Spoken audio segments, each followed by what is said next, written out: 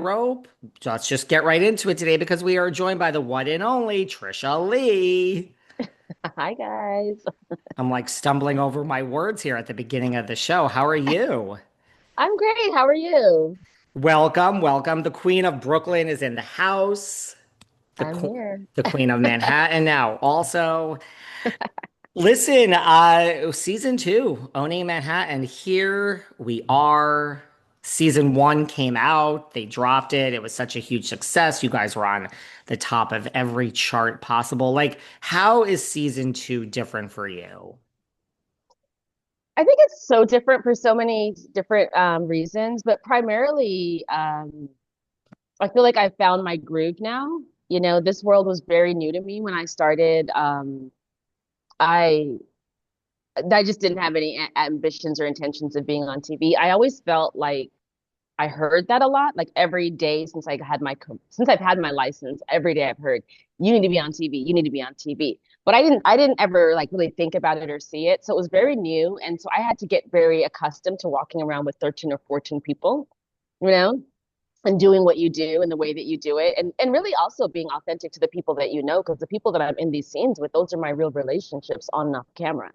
So I think I felt a little bit more comfortable as we were getting to the end of season one. And so I think in season two, now it's like, I don't really notice them. I just do what I do. They know I'm crazy. We all know I'm crazy. So we just do what we're doing. And I have more fun with it in season two, I think. And I also feel that this season people get to know a lot more about my origin story and, what has kind of brought me to New York and what has brought me to real estate. I think everyone has a story behind how they end up in New York, the people that move here and try to build a life here because it's a crazy thing to do. I think season two kind of tells that story. That's why, personally, from someone that does this, I have a very background. I used to practice corporate tax law. I'm actually a broker too because I'm a lawyer. So Yeah, yeah, on yeah, this, yeah, you we get it. love I get it, but I mean, that's what I love about season two of any reality show. I think like that is where you get to know the people on the show better and you learn their origin stories and you just learn more. Season one, right? Like, listen, we just want to be a hit. We want to make Yeah, it to season two. I love getting to know yeah, someone's origin story more on season two. yeah. So I was excited about that. I don't know if that happens for everyone, but it definitely happens for me. And I think it'll be good to kind of round out my personality, I think, for people that are meeting me for the first time.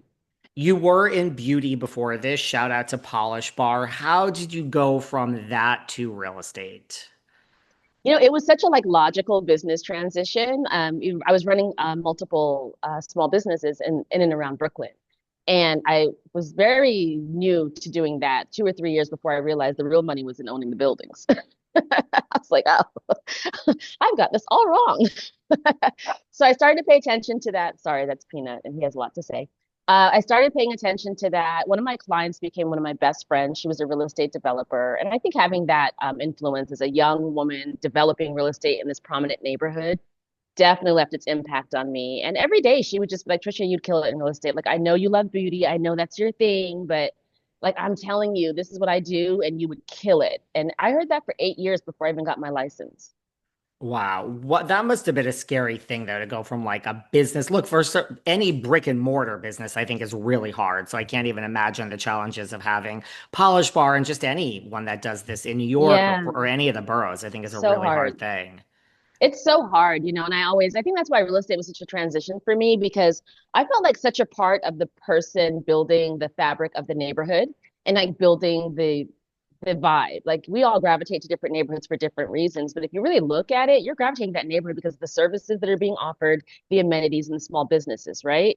And I just felt like I was shaping the coolness of these neighborhoods, like to the point where other brands would come to me, much bigger brands, and say, hey, like if you're opening in that neighborhood, there's got to be something going on over there. Let's talk about it. And I was already in real estate at that time because I would go to a community, I'd open a business, and I would shift the feeling of the community. Other businesses would join me, and next thing you know, you'd have these strips that you now have in Brooklyn of all these beautiful retail establishments. It started with people like me taking a chance at opening small businesses, and real estate was something that benefited from that effort.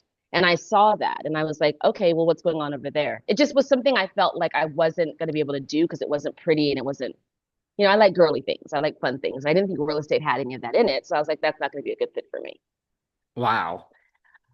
Were you, because you mentioned, season one, you weren't used to the cameras and you never really had aspirations of being on TV. And season two, you're more comfortable. Like, were you a fan of the genre? Like, did you watch reality TV before this?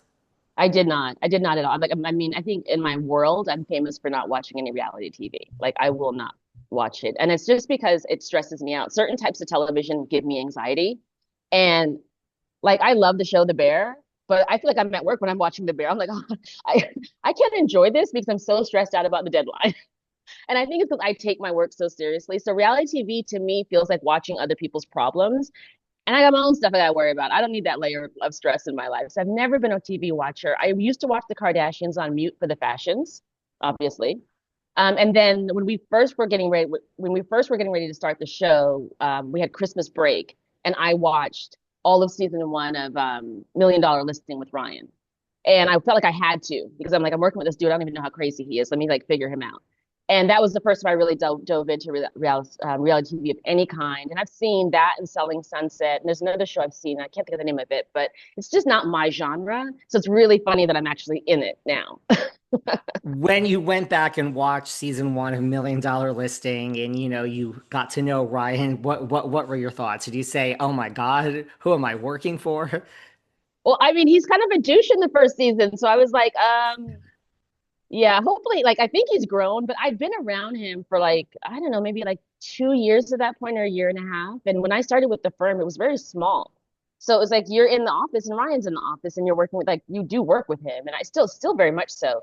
And I did that on purpose. I joined the firm without watching the show because I wanted to get to know him, not this character on TV.